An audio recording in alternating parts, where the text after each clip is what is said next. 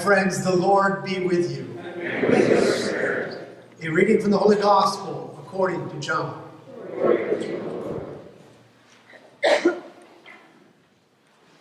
Jesus said to his disciples, I am the true vine, and my Father is the vine grower. He takes away every branch in me that does not bear fruit. And every one that does, he prunes so that it bears more fruit. You are already pruned because of the word that I spoke to you. Remain in me as I remain in you. Just as a branch cannot bear fruit on its own unless it remains on the vine, neither can you unless you remain in me. I am the vine. You are the branches. Whoever remains in me and I in him will bear much fruit, because without me you can do nothing. Anyone who does not remain in me will be thrown out like a branch and wither. People will gather them and throw them into a fire, and they will be burned. If you remain in me, and my words remain in you, ask for whatever you want, and it will be done for you.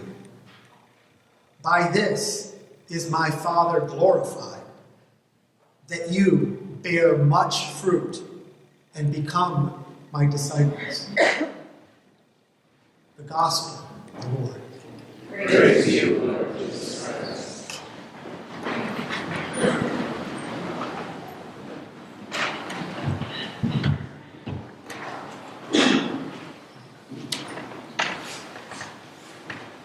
Good morning. Good morning. Every religion or moral guide or spiritual practice that I have ever heard about or studied uses what we know as wisdom literature to impart some kind of truth about humanity. We find, if we look, wisdom stories everywhere, especially if we read between the lines. And we can find it in very simple tales or very complicated tales. Like, for example, in Aesop's fables or even the Disney things like Lion King. And someday I might give you 12 minutes on the wisdom and truth contained in the Three Little Pigs. I like that story. I use it when I go to jail often. We find wisdom stories in even whole books of wisdom scattered throughout our scriptures. In the Gospels, when Jesus is sharing wisdom, he used stories that common people could understand. For example, with fishermen, he talked about boats and nets and sorting fish. When there were herders or shepherds, he talked about wolves and sheep and goats. To farmers, there was soil and grain and weeds. Today we hear of vines. Now, we live in wine country. So today's gospel story should be pretty clear to most of us. We have experience there. And if you've ridden around any places near here this winter, you may have noticed the workers trimming and tying up the well-tended vineyards.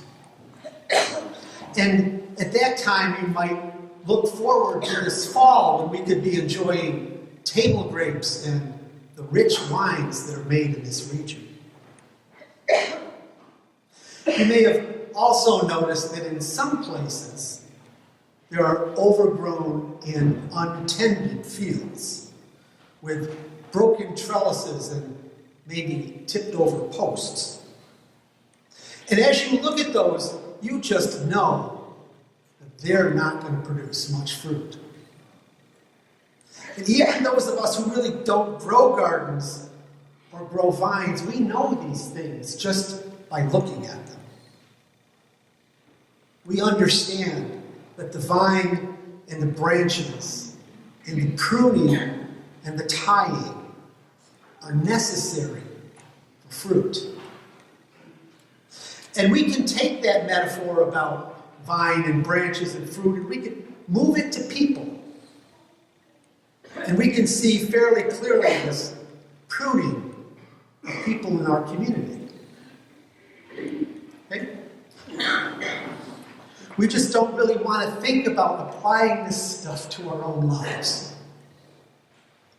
So here's some things that we might say. It's like, I'm fine as long as nothing gets cut from me. I give God a little good fruit. I don't really need any trimming. I've been pruned. God, where's the fruit? But check the story again. God is the grower, the source of the vineyard, the root, if you will. Jesus is the vine, the main stem, which is intimately connected to God. And we are the branches. Branches remaining on the vine that is connected through Jesus to the source of creation. Branches bear fruit. Yay, fruit. We like fruit, remember? Wine comes from fruit. Branches that are pruned. I know, who wants to be pruned? Ouch. Branches that are pruned, however, bear more fruit. But Jesus tells us that that's not enough. We can do nothing without the vine that is Jesus. Because we, the branches, grow from that vine. And fruit grows from the branches. But we do not just bear fruit. And having been pruned, we do not just bear more fruit. Because if having been pruned, we remain on the vine and the vine remains in us, we will bear much fruit. Wisdom stories invite and even demand that we go a little deeper than the surface story. So here's some things to contemplate this next week. If, as Genesis tells us, we are created in the image and likeness of God, and if we are a branch, a part of the stem, which is Jesus, and Jesus is of God, are we not called not only to just be pruned, but also to prune? And maybe if you were a vine grower, this would delight you, but if we are called by God maybe to be self-pruning, not just prune others, but prune ourselves. So ask yourself this. What little shoots are growing on me that are distracting my branch from bearing fruit? What pruning can I do to bear more? And am I connected to Jesus in such a way that I might bear much fruit?